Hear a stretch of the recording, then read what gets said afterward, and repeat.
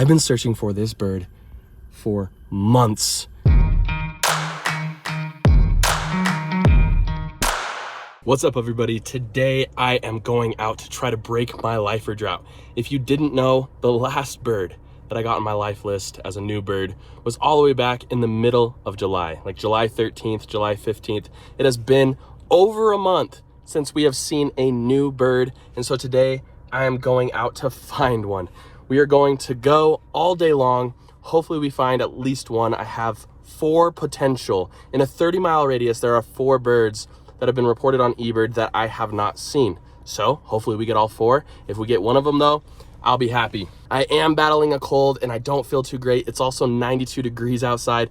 So let's get this done and see what birds we can find. First location I came to check out is Amala Barrens. There's often a lot of shorebirds here, but I'm afraid I might be a few days too late. We had some big rainstorms come through a few days ago that probably made all of this super marshy. It's really dry out here right now. So I'm gonna check out some of these pretty wet areas out here, see if we can find any of those lifers. I'm looking for solitary sandpiper, stilt sandpiper, western cattle egret, which probably wouldn't be in the marshy areas. I just passed a massive group of cows and they like to hang around cows, and unfortunately there weren't any there.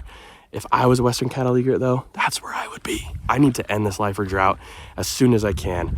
Let's see if we can do it. So what's difficult about this is that the birds are out super far out in the distance. That makes things difficult, especially if you don't have a scope. But even if I had a scope, I mean, this camera has incredible zoom on it, but the heat waves are what really get in the way. And so there's a great blue heron out there on the water. That's pretty easy to pick out and tell what it is. And then out in the distance, there's a lot more of these shorebird type birds walking around. Unfortunately, the only species I can pick out at the moment are American avocet. So that's not gonna help us get a lifer. Those are birds that we obviously already have. I'll scan this a little bit more and then we'll move on to the next spot and see what else we can find. Always read the sign. Wildlife watchers, welcome on foot. Let's go. And this is what I mean when I say it's pretty dry out here. Looks like a scene from like Holes or something. We're a lot closer now to these birds, and it looks like, from what I can see, they're all American avocets. So that's unfortunate. Love those birds, they're absolutely beautiful, but that does not help us with breaking our lifer drought. You might be wondering why I'm out here in the middle of the day. It's 90 degrees. It's because I've been sick. I really needed my sleep today. Unfortunately, didn't get out until this time, and that's not gonna help our chances either, but we are going to try our best. I have a few more locations I wanna hit as well. I'm gonna continue walking just to get to the edge of the water and see if we can see anything interesting from further up. And if not, I'll keep you guys updated.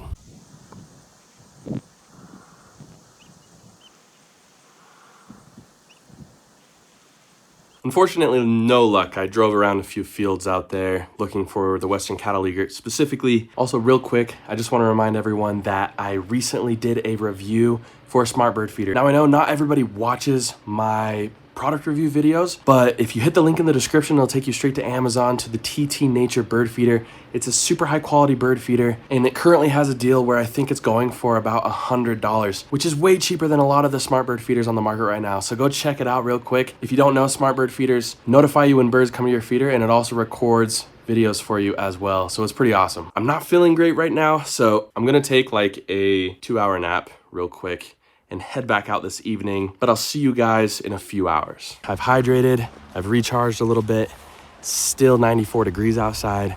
We're gonna go look for these lifers real quick. There was some awesome stuff here yesterday. Let's hope it's still here and see what we can find. I'm not gonna lie, without a scope, IDing some of these shorebirds is really difficult. I know there are lesser yellowlegs out there because I was able to identify them through their calls. I'm pretty sure I've seen at least a couple of them out there. Had some sandhill cranes fly over us. That's always a fan favorite, but not what we're looking for again. I'm just gonna try to take as many pictures and videos as I can of the shorebirds and see if I can pick out anything out of the ordinary. Birding trips like this are really humbling because it reminds you of how bad you are at shorebird ID. At least I am. A lot of these birds look super similar. I'm double checking, and sometimes it's the same bird over and over and over again. There's a spotted sandpiper calling right there. At least I can get that one. There's a decent sized colony of American white pelican out here. So those are always fun to see. 9-foot wingspan birds. They can take down an airplane in the right circumstances. So pretty awesome to see those. There's not a lot of shorebirds on this side, so I'm thinking I'm gonna continue to wrap around. Once I get back to the other side, we'll try to get more footage of those shorebirds and analyze that and see if any of them are what we're looking for. Picked up a spotted sandpiper on camera. Obviously, I'm only naming birds that I'm for sure on. Shorebirds are really difficult for me. We'll see if we can get some more. I think most of what I've filmed are yellow legs, so we'll see if we can get some more variety in there, some stuff that looks a little bit different. There's a ton of teals out here, just like hundreds of teals.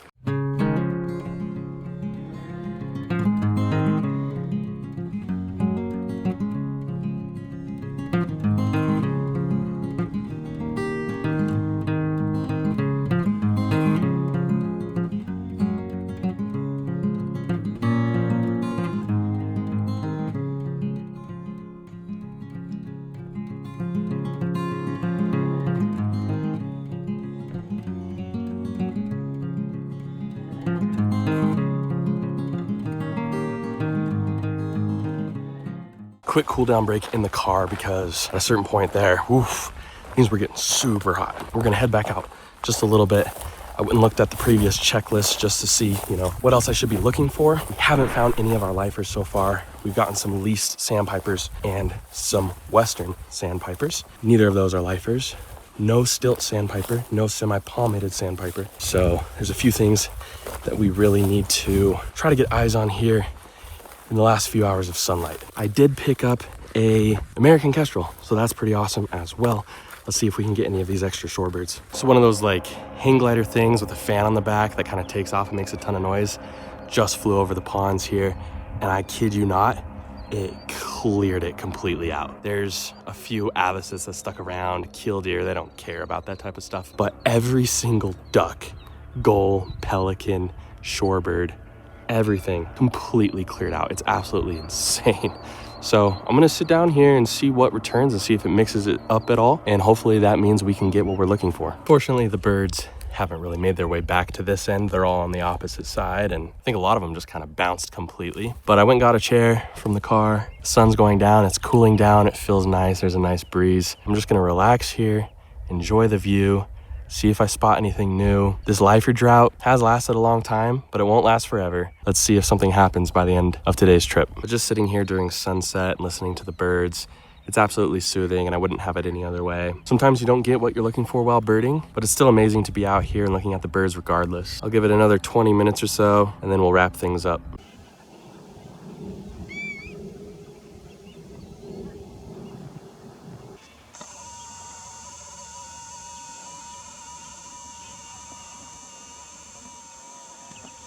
The little airplane thing came back and spooked all of the white-faced ibis and pretty much all the birds off the water again. It was pretty amazing to see as there's this cloud of hundreds of white-faced ibis flying around. So the sun's setting. We've got about probably 5 more minutes of daylight. I'm gonna start packing things up and head back to the car. We did pick up some Cache County first of the years though. So we did pick up a leased sandpiper. That was a great bird to pick up for the county for this year. And we also picked up western sandpiper, which is another great bird to pick up for the county this year. We should get a lifer soon. It's been about time. This video is not done. I decided to go to Hyde Park Lane because there's a few birds that I need for my Cache County list. One of those birds being the loggerhead shrike. I've been searching for this bird for months in Cache County, and I haven't been able to find it. And I thought, you know what? There's still a little bit of daylight. Let's go see if we can find it.